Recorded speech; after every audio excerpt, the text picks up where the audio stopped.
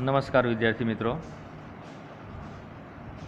धोरण 12 हिंदी प्रकरण 8 Charles town से जोहानिसबर्ग मोहनचंद करमचंद गांधी। देखिए यहाँ पर मोहनचंद करमचंद गांधी का जन्म सन 1869 और निधन सन 1948 ईस्वी सन।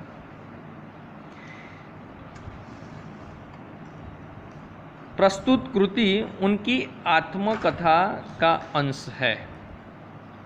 प्रस्तुत कृति उनकी आत्मकथा का अंश है। इसमें चार्ल्स टाउन से जोहानिसबर्ग की यात्रा में गांधी जी पर एक गोरे के द्वारा किए गए अमानुषिक व्यवहार का वर्णन है।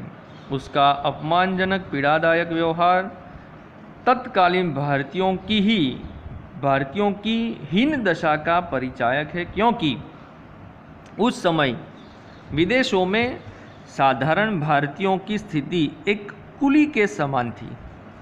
देखिए, ये आत्मकथांश में गांधी जी ने लिखा है कि जो गोरों और काले के द्वारा जो अमानुषिक व्यवहार चलता था विदेशों में, वो भारतीयों की हीन दशा का परिचायक है। तो हम पाठ की शुरुआत करते हैं। ट्रेन सुबह चार्ल्स टाउन पहुंचती थी। उन दिनों चार्ल्स टाउन में जोहानिसबर्ग पहुंचने के लिए ट्रेन नहीं थी, घोड़ों की सिक्रम थी, यानी कि जो घोड़े गाड़ी की तरह उनमें बिठाया जाता है, और बीच में एक रात स्टैंडर्स्टन में रुकना पड़ता था। मेरे पास सिक्रम का टिकट था। मेरे एक दिन देर से पहुंचने के कारण वह टिकट रद्द नहीं होता था। इसके सिवा अब्दुल्ला सेठ ने सिक्रम वाले के नाम चार्ल्स टाउन के पते पर तार भी कर दिया था, पर उसे तो बहाना ही खोजना था। इसलिए मुझे निरा अजनबी समझकर उसने कहा, आपका टिकट तो रद्द हो चुका है। मैंने उचित उत्तर दिया, पर टिकट रद्द होने की बात तो मुझे दूसरे ही कारण से कही गई थी। यात्री सब सिक्रम के अंदर ही बैठते थे, लेकिन मैं तो कुली की गिनती में था, अजनबी दिखाई पड़ता था। इसलिए सिक्रम वाले की नीयत यह थी कि मुझे गोरे यात्रियों के पास न बैठना पड़े तो अच्छा ही हो। सिक्रम के बाहर अर्थात कोचवान की बगल में दाएं बाएं 2 सीट थी।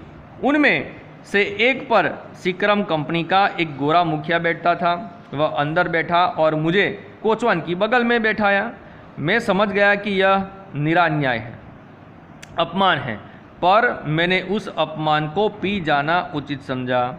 मैं जोर जबरदस्ती से अंदर बैठ सकूं ऐसी स्थिति थी ही नहीं। अगर तकरार में पड़ूं तो सिक्रम चली जाए और मेरा एक दिन और टूट जाए, और फिर दूसरे दिन क्या हो सो देव ही जाने। इसलिए मैं समझदारी से काम लेकर बाहर बैठ गया, पर मन में बहुत झुंझलाया।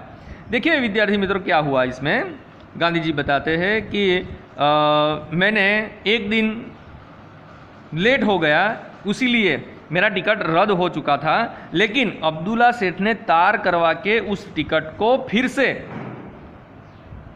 वही टिकट चल जाए इस तरह की योजना कर दी थी। लेकिन जो सिक्रम वाला था वो उसे बहाना मिल गया, और अजनबी था। दूसरे देश में हम अजनबी की तरह रहना पड़ता है। तो कोचवान वाले ने, सिक्रम वाले ने क्या किया कि गांधी जी को जो उनकी बगल में जो जगह थी उस जगह में उसे बैठाने का प्रयत्न किया। गांधी जी कहते हैं, जो मैं दूसरे देश में हूँ और बात आगे बढ़ जाए, मैं बोलूँ वो बोले, इसके लिए अच्छा यह होगा कि मैं वहाँ से जो जगह मुझे मिलती है वहीं पर मैं बैठ जाऊँ। लेकिन बैठने पर भी गांधी जी का मन नहीं मानता था। लगभग 3 बजे सिक्रम पारडी को पहुंची अब उस गोरे मुखिया ने चाहा कि जहाँ मैं बैठा था वहाँ वह बैठे। उसे सिगरेट पीनी थी, थोड़ी हवा भी खानी थी, इसलिए उसने एक मैला सा बोरा जो वहीं कोचवान के पास पड़ा था उठा लिया और पैर रखने के पटिये पर बिछाकर मुझे कहा, सामी तू यहाँ बैठ, मुझे कोचवान के पास बैठना है। मैं इस अपराध को सहने में असमर्थ था, इसलिए मैंने डरते डरते उसे कहा, तुमने मुझे यहाँ बैठाया और मैंने वह अपमान सह लिया। मेरी जगह तो अंदर थी, पर तुम अंदर बैठ गए और मुझे यहाँ बैठाया। अब तुम्हें बाहर बैठने की इच्छा हुई है और सिगरेट पीनी है, इसलिए तुम मुझे अपने पैरों के पास बैठाना चाहते हो। मैं अंदर जाने को तैयार हूँ, पर तुम्हारे पैरों के पास बैठने को तैयार नहीं। देखिए, यहाँ पर गांधी जी कहते हैं उस गोरे को कि तुमने ज्यों का त्यों मुझे बाहर तो बिठाया, अब तुझे अपने सिगरेट पीने की तलब लगी है तो तू मुझे अंदर भेजता है और मैं तुम्हारे पैरों के नीचे बैठूं।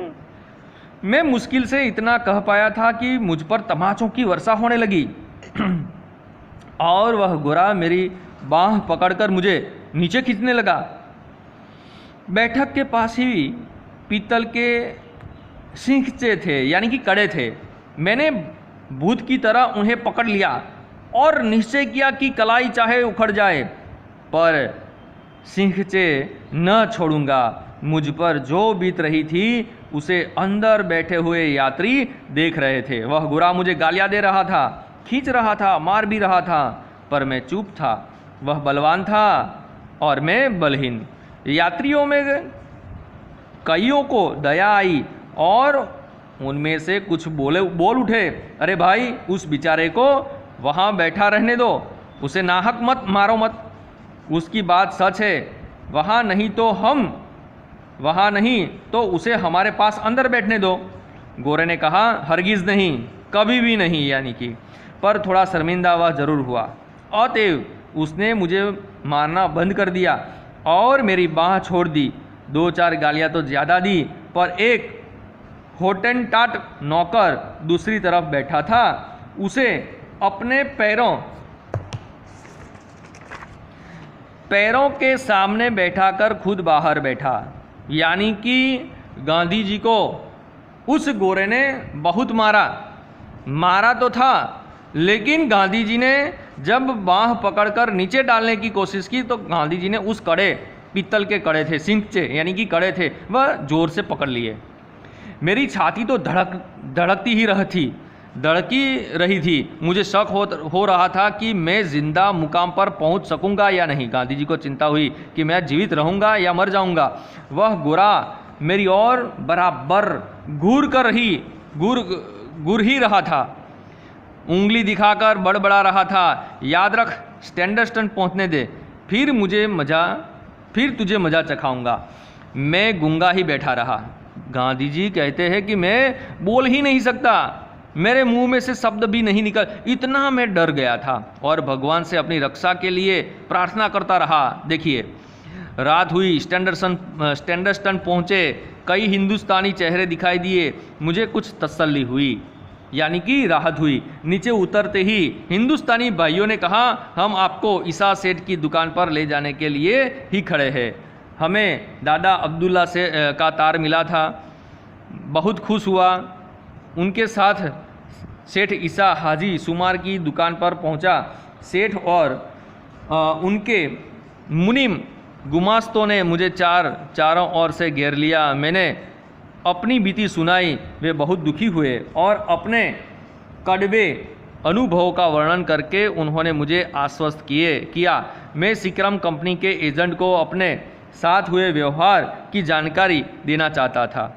मैंने एजेंट के नाम चिट्ठी लिखी। उस गोरे ने जो धमकी दी थी उसकी चर्चा की और यह आश्वासन चाहा कि सुबह आगे की यात्रा शुरू होने पर मुझे दूसरे यात्रियों के पास अंदर ही जगह दी जाए।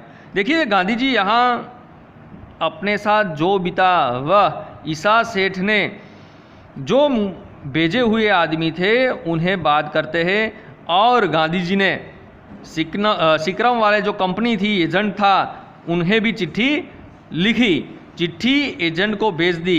एजेंट ने मुझे संदेशा भेजा, सैंडर्सटन से बड़ी सिक्रम आती है और कोचवान वगैरह बदल जाते हैं, यानी कि आगे जो स्टेशन होते हैं वहीं पर वह रुकती है और सिक्रम और जो सिक्रम चलाने वाला होता है दोनों ही बदल जाता है।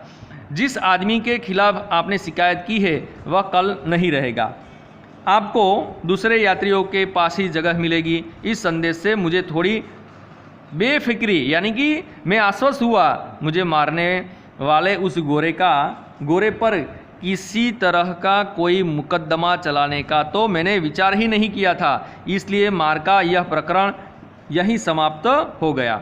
सवेरे ईसा सेठ के लोग मुझे सिक्रम पर ले गए, मुझे मुनासिब जगह मिली और बिना किसी हैरानगी में उस रात जोहानिसबर्ग पहुंच गया।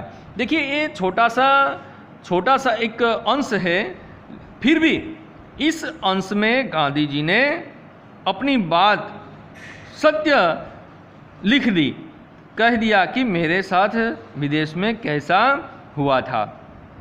बस इतना ही विद्यार्थी मित्रों, आगे जो शब्दार्थ, टिप्पण और विकल्प दिए गए हैं और प्रश्नों एक एक वाक्य में प्रश्न है वो आपको लिख लेना है।